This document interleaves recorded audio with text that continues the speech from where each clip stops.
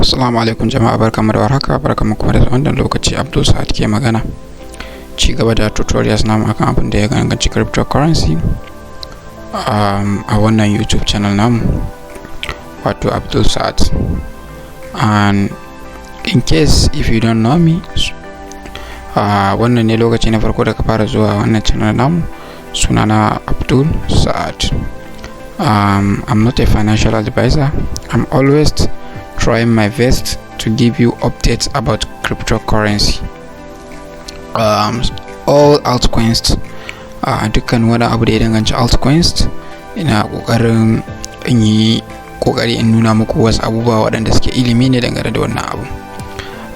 The information in this video is purely for educational purposes and should not be considered as a financial advice. Insha Allah yanzu zan muku bayani akan abubuwan da dana recently na yi video na yi uploading din shi YouTube dina, inda na ce zan kara mana bayani dangane da abubuwan da ke tafiya dangane da wato BTC da sauran altcoins, inda na ba da shawarwari ga waɗanda suke da hali za su iya zuwa su sayi wasu coins da na ambace su a baya, wanda insha Allah yanzu ma zan kara ambatan waɗannan wato coins din. A yanzu muna ganin cewa Bitcoin gashi nan ya fara rising, inda yana trading from this point, inda ya fara yin sama har zuwa wato nan wajajen. Na fata an fahimta, wato yana trading about 42,300 plus. So what's the expected bullish da muke tunanin BTC zai iya zuwa? As a trader, you have to know these candles. Ya kamata ka san waɗannan candles din, what they mean, and kuma abubuwan da suke bayani. Ba tare mun duba fundamental perspective ba, wato abubuwan da suka danganci fundamentals, yanzu mu duba zuwa technical analysis ne, where this BTC is heading to. Ina zai zuwa, shin zai koma zuwa all time high din shi ne, which is 60 something US dollars? Zai iya zuwa wajen ne ko kuma ina yake so ya tafi? So insha Allah yanzu zan zo in yi bayani a takaice kan inda wato ainihin Bitcoin din yake tunanin ya tafi, kunda all time high din shi inda yaje wato 64,854. mun ga all time high din shi a nan wajajen. Sannan kuma gashi dai ya bada wani dogon candle inda a yanzu all the way off yana ƙara yin sama, yana neman ya zo ya reaching wani target nashi. So as a trader, idan ya kamata mu sa wato chart namu, wato ina ne Bitcoin yake so ya tafi, wanda insha Allah a gaba kafin na zo na muku tutorial zan rinka aje waɗannan chart din kafin na open na wato screen recording dina domin in nuna muku waɗannan abubuwa. But duk da haka zan so in yi amfani da wata wannan dama in ja muku wani layi. Kun gan shi nan, kun ga nan wajajen. Sannan kuma muna da wato wajaje da dama. Bari na deleting some places da bai kamata a ce na abin nan din shi ba. Bari na deleting everything. So now kun ga nan wajajen is a key. Kun ga dan wajajen nan akwai abubuwan da muke kira wato support and resistance, waɗanda na yi bayani sosai da sosai akan wato support and resistance ga waɗanda suke bibiya na a wato YouTube tun a farin na yi bayani sosai da sosai akan support and resistance, but still zan zo in ƙara muku bayani a yanzu menene support and resistance. Idan ya zama da cewa a trading namu wato mun zo mun ɗauki, sorry, bari na deleting wannan still again, sorry, bari na jalai. Kun ga in ya zama da cewa nan wajajen da cewa dai zan jajja shi ne abin zai malkwade. Kun ga nan me muke kira da nan wajajen, kun ga inda Bitcoin ya zo ya yi wato ya yi sama a wannan zone din. Wannan zone din shi muke kira da support point, inda ya zo kuma nan wajajen shine resistance point. Ina fata an fahimta.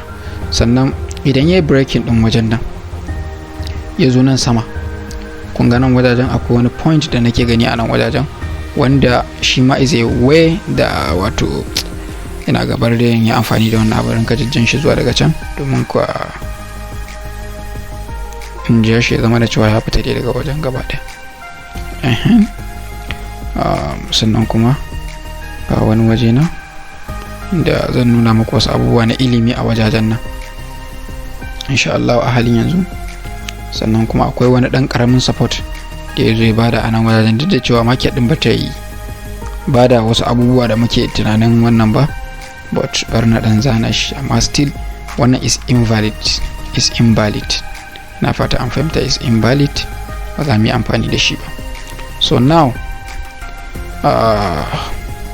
idan muka duba da kyau za mu ga cewa wato wannan kasuwa ga dukkan alamu inda take kokarin ta je waje ne mai wani point ne mai karfi wanda wato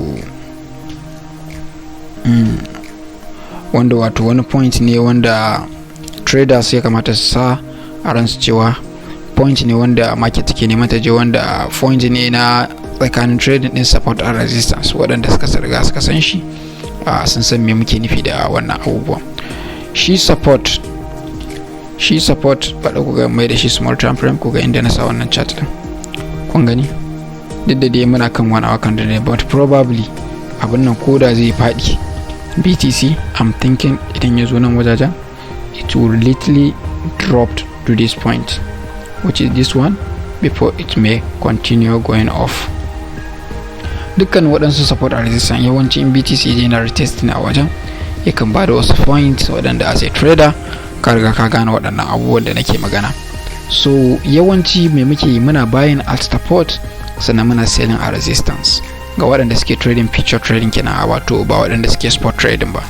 Idan ya zama da cewa ka zo nan wajajen ka zo ka yi buying BTC ka tabbatar da cewa wajen is a support point, to idan ya zo nan wajajen sama za ka yi selling ne ka ɗauki wato profit ɗinka. Sannan idan ya yi breaking kaga ya ci gaba da tafiya, you will buy it again and hold it. Idan ya zo irin nan wajajen za ku ga cewa mene ya zo ya ɗan yi crashing kaɗan before ya ƙara rising zuwa nan wajajen. Duk wani support a resistance Bitcoin yana retesting a wajajen nan. Kun ga chart ɗin nan gaba ɗayan kuka dube shi da kyau za ku ga cewa ba inda BTC baya retesting idan ya zo wato waɗannan wajajen. Na kula da shi, I have been looking BTC chart for a quite very long time. Lalle BTC yana retest a irin waɗannan wajajen na support and resistance, waɗanda if you are a trader you want to trade future trading you use kana amfani da BTC za ka rinka samu alheri a wannan wajen nan. Wannan ga waɗanda suke amfani ne da huge amount of money da suka sa a cikin wato Binance account nasu. Sannan kuma ga sauran altcoins da muka yi advising ga mutane za su siya shine akwai abin da muke kira wato bell, bari na nuna muku shi ku gani. Sannan kuma insha Allah zan muku bayani akan kun gan shi bell, wato bell USDT, kun ga yadda ya fara tafiya. I am holding this pair, ni karan kaina ina cikin shi, kuma wannan faduwan da aka yi da ni aka fadi. So bell all time high din shi akai 4.7, inda our target shine kai 5.1 abu.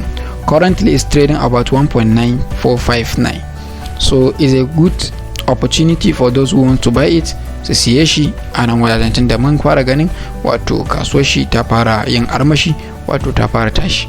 Kun ga shi ma ga waɗansu wajaje ne da muke gani na wato ascending, wanda abin da muke kira support and resistance, but in me zan ce muku akwai abin da muke kira forest irin waɗannan abubuwan. So perhaps idan ya zo irin nan wajajen it may dropped before mu samu breakout a wannan. This is 4 hour time frame da nake muku analysis akan shi. If we switch to 1 hour time frame za ku ga cewa the chart is different. So but support or resistance anytime you put shi wannan baya canza kan shi, yana na inda yake. Kuma bari ku gani idan har ne ya zama da cewa na yi muku shi a haka za ku ga cewa duk waɗannan abubuwa da na yi muku sai dai a ce da yake chart din yayi karami abun ya canja, amma kuma abun yana nan a inda yake wato support or resistance. Ga waɗanda suke da hali za su iya su sayi wannan coin din, su sa target din shi shine at least $3 to $4. Idan suka sa they will make profit with it. Kun ga nan shine potential target din da muke yi based on 1 hour time frame. Ko da zai drop sai ya zo irin wajajen nan, ya zo irin nan wajajen before it will small drop. Idan ba a samu karyewan kasuwa ko wani abu ba zai ci gaba da yin sama all time high din shi, saboda bell good project ne wanda kuma a halin yanzu yana taka rawa a duniyar cryptocurrency. Sannan kuma akwai na abubuwa na biyu wato SFP, SEPAL, na yi bayani akan SEPAL wallet. SEPAL ma kun ga inda yake tafiya. So SEPAL all time high din shi na ga 3 point something US dollars ne. Bari mu je one day mu je mu duba shi ku gani. Kun ga okay ya je 4.5 US dollars a lokacin da yayi wata muguwar shoot up ya tashi zuwa sama. SEPAL is a good project ga waɗanda suke so su siye shi, kuma kun gani inda yake tafiya. Ga yanayin tafiya shi ma duk abin da ya affect na shi ne na wato jiyan nan, kun ga inda abin yake tafiya. So SEPAL ma is a good project. Idan ka zo ka siye shi za ka iya sa target ɗinka around 2.4 zuwa 3 dollars. Inshallah you keep holding it in spot trading. Sannan akwai menene muke kira wato abubuwan da na yi holding, akwai dodo, akwai XXP jiya ya za 1.7. I have seen this massive dropped da ya da 1.7, inda ya ba da mutukar faduwa, ya yi faduwa mai girman gaske, inda XXP sai da kai all time high din shi 5.8, now it's trading about 2.6.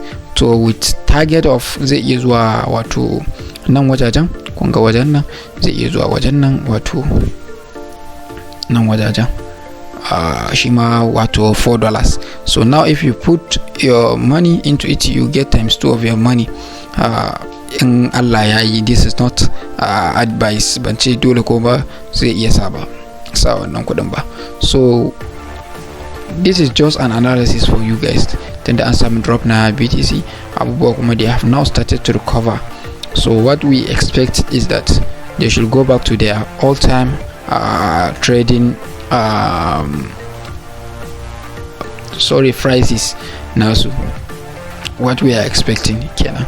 Sannan kuma muka duba nan waje ne na wato retest, muka duba wajen 3 dollars, inda yazo wajen nan zai iya retest kadan, sannan kuma ya ci gaba da all the way off. In yazo wajen nan shi ma it may retest, sannan ya koma sama har zuwa wato all time high din shi, har ma ya breaking. Amma abin da zai yi kenan, saboda project ne wanda yake da matukar amfani, project ne mai daɗi. So iya waɗannan kawai idan muka rungume su muka yi trading da su, insha Allah za mu samu alherin kasuwa, mu samu inganci da komai, da mu samu wato ilimi, sannan kuma mu samu riba mai kyau dangane da ita wannan wato crypto market din.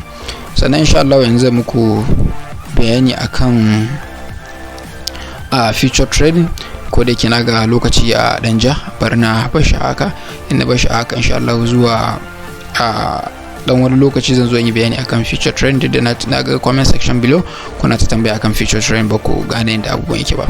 Insha Allah this one will be the last bayanin da zan yi akan future trading, wanda zan dauki lokaci up to some minutes, inda zan yi bayani dalla kan yadda za ku tafiyar da wato harka na wato future trading tun daga from A to Z, da za ku ranka gane komai da komai zan muku bayani insha Allah. Idan ma baka gane ba, you should be watching the video, ka dauke shi kai downloading din shi, ko kuma ka ci gaba da bin YouTube din kana kallon iya wannan video din, wanda zan yi covering komai akan yadda za ku rinka yin future trend, yadda za ku yi protecting capital ɗinku, da wani irin abu za ka rinka yi, da kuma me ya janyo za ka rinka yi amfani da wannan abu insha Allah. Saboda nawa idan na ce zan yi wannan bidiyon zai dauke mu wani lokaci mai tsawo, wanda already bana son mutane su ringa barnatar da datar su wajen wato duba abu da cewa ilimi ne, maimakon ka je ka biya kuɗin, wara kai amfani da datan ka wajen samun wannan ilimi wanda yake free ne muke bayar da shi. Ga waɗanda suke kokarin su shiga WhatsApp group namu is still open, ga waɗanda suke so su shiga za su shiga.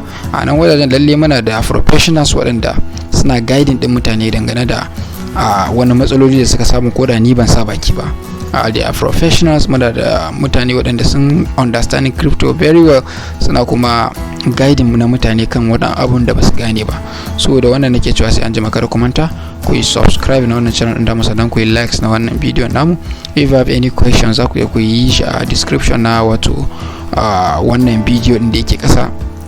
Insha Allah zan ansa mashi koda within the next bidiyo ne, kun ga na ga wanda ya bayani akan cewa yana so ya koyi menene future trading, wanda insha Allah kuma zan zo yi providing yanda zai rinka yin future trading din nan a sauƙaƙe, da kuma inda na ce insha Allah it will be the last one da zan yi bayani akan future trading. So da wannan nake cewa sai an jima. Goodbye.